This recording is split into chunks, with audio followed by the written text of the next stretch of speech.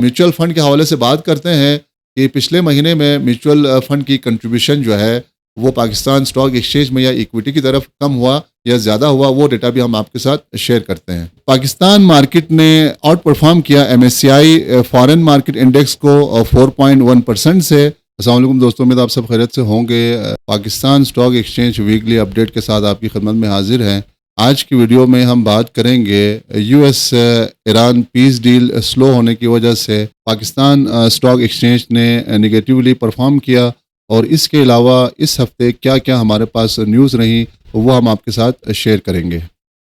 तो सबसे पहले अगर हम पाकिस्तान स्टॉक एक्सचेंज की बात करें तो प्रीवियस हफ्ते में हमने नेगेटिव यानी मंदी हमने नोटिस किया, और इंडेक्स क्लोज हुआ 165,596 पॉइंट पे, जबकि वीक ऑन वीक की बात करें तो 3.2% डाउन रहा। इसी तरह अगर हम टोटल पॉइंट्स की बात करें तो तकरीबन 5,500 पॉइंट्स प्रीवियस हफ्ते इंडेक्स से ड्रैग कर गए।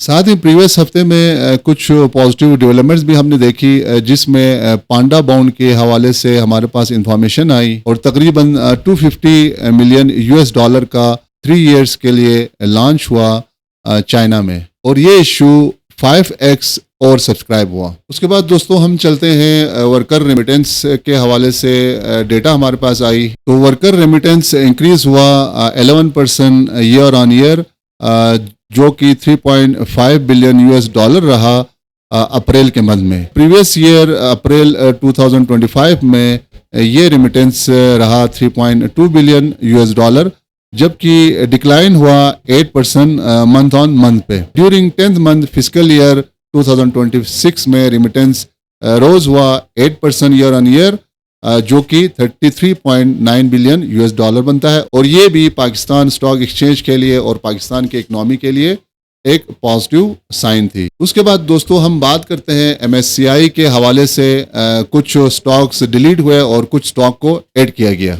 पाकिस्तान मार्केट ने आउट परफॉर्म किया MSCI फॉरेन मार्केट इंडेक्स को 4.1% से, जो कि फिजिकल ईयर 2026 टिल डेट थी। वाइल पाकिस्तान वेट इन MSCI foreign market standard index, जो कि 5.8% पे एक्सपेक्ट कर रहा था, जबकि MSCI इंडेक्स में कुछ एडिशन हुए, जिसमें हबीब मेट्रोपॉलिटन बैंक को ऐड किया गया स्टैंडर्ड इंडेक्स में। इसी तरह CRTM, हाइनून और सरले को स्मॉल कैप इंडेक्स में कन्वर्ट किया गया। उसके बाद दोस्तों हम चलते हैं ऑटो सेल्स के हवाले से। हमारे पास कुछ पॉजिटिव न्यूज़ आई, तो ऑटो सेल्स के क्या डेटा रहे वो हम आपके साथ शेयर करते हैं। ऑटो सेल्स में हमारे पास LCVs, वेन्स, जीप्स और EVs रही, जो कि मंथ ऑन मंथ बेस पे 42% इसमें इंक्रीमेंट हमने देखी, और यूनिट्स जो है वो सोल हुआ अप्रैल के मंथ में 22,000 यूनिट। और ईयर ऑन ईयर की बात करें तो इसमें इंक्रीमेंट बनता है 108%। 10 मंथ फिजिकल ईयर 2026 में सेल जो है इंक्रीज हुआ 49% ईयर ऑन ईयर बेस पे। 10th मंथ फिजिकल ईयर के हिसाब से देखें तो तकरीबन 166,000 यूनिट्स सोल हुए।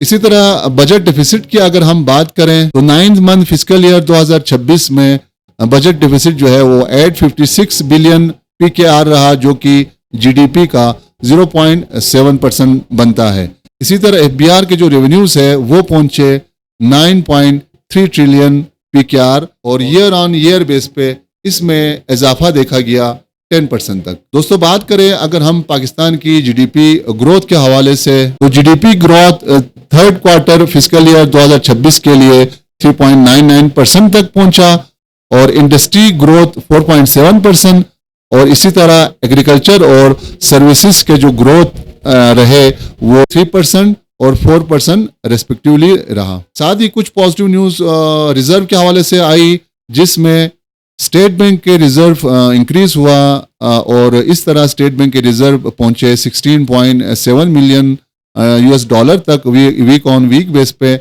इसी तरह जो total liquid foreign exchange reserve वो भी अप रहा $43.2 मिलियन, और इसी तरह वीक ऑन वीक बेस पे हमारे पास इसमें इंक्रीमेंट देखा गया 21.3 बिलियन तक। दोस्तों साथ ही हम कुछ म्यूचुअल फंड के हवाले से बात करते हैं कि पिछले महीने में म्यूचुअल फंड की कंट्रीब्यूशन जो है वो पाकिस्तान स्टॉक एक्सचेंज में या इक्विटी की तरफ कम हुआ या ज़्यादा हुआ, वो डेटा भी हम आपके साथ शेयर करते हैं। इक्विटी एसेट अंडर मैनेजमेंट की बात करें यानी म्यूचुअल फंड की बात करें तो अप्रैल 2026 में ये इंक्रीज हुआ 9% से। इसी तरह अगर हम इंडस्ट्री एसेट अंडर मैनेजमेंट की बात करें तो ये इंक्रीज हुआ 4.47 ट्रिलियन PKR अप्रैल 2026 में।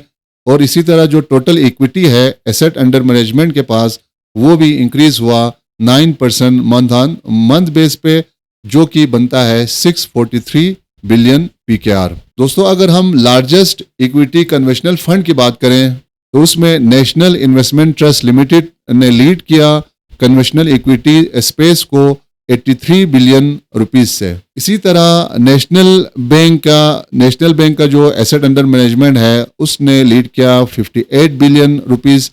और उसके बाद रैंक करता है UBL फंड मैनेजर्स जो कि 42 बिलियन रुपीस का बनता है। इसी तरह एटलस एसेट मैनेजमेंट लिमिटेड का 40 बिलियन PKR बनता है। और लास्ट में MCB मैनेजमेंट का बनता है 35 बिलियन रुपीस। बात करें अगर हम लार्जेस्ट शरिया कंप्लायंट एसेट अंडर मैनेजमेंट की तो अलमीज़ान इन्वेस्टमेंट मैनेजमेंट ने लीड किया शरिया कंप्लायंट इक्विटी में और इसका इक्विटी बनता है 100 बिलियन PKR।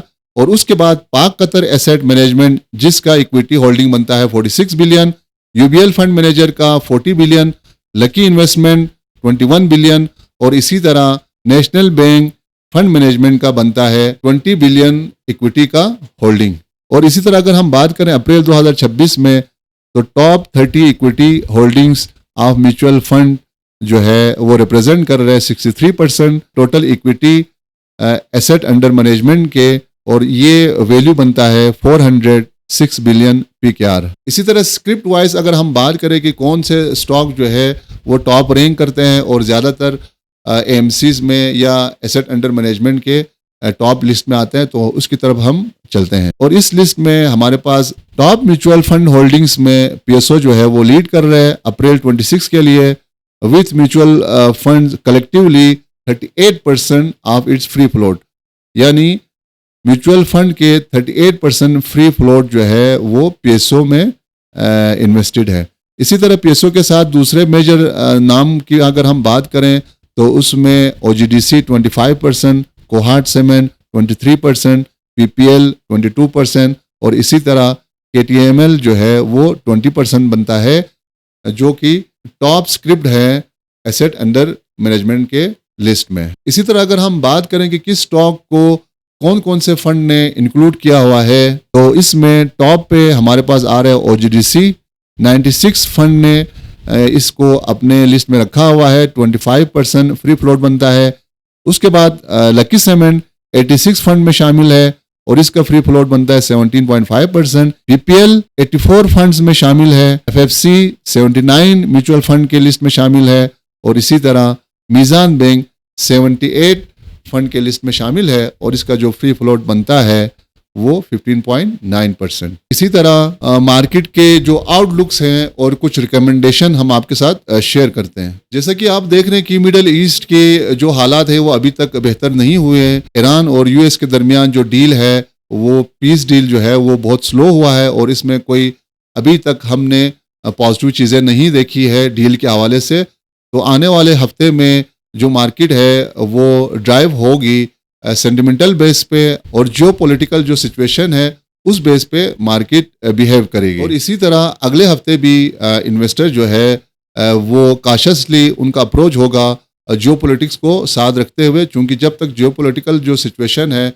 वो क्लियर नहीं होगा इन्वेस्टर की जो कॉन्फिडेंस है वो बिल्डअप नहीं होगा। तो इसीलिए आने वाले हफ्ते में भी इन्वेस्टर जो है काशसली स्टॉक मार्केट में बिहेव करेंगे, सेंटिमेंटली मार्केट जो है वो ड्राइव होगा। और इन्वेस्टर का जो अप्रोच है वो आने वाले हफ्ते में बजट के हवाले से भी काशसली होगा, क्योंकि करीब है। इसी तरह अगर हम KC 100 इंडेक्स की बात करें तो KC 100 इंडेक्स जो है इस वक्त 7.7 मल्टीपल पे ट्रेड कर रहा है और जबकि KC 100 का जो डिविडेंड यील्ड है वो 6.6% बनता है। दोस्तों ये था आज का वीडियो वीकली अपडेट के हवाले से। वीडियो के हवाले से आपकी कोई राय हो तो आप कमेंट्स में हमसे राब्ता कर सकते हैं।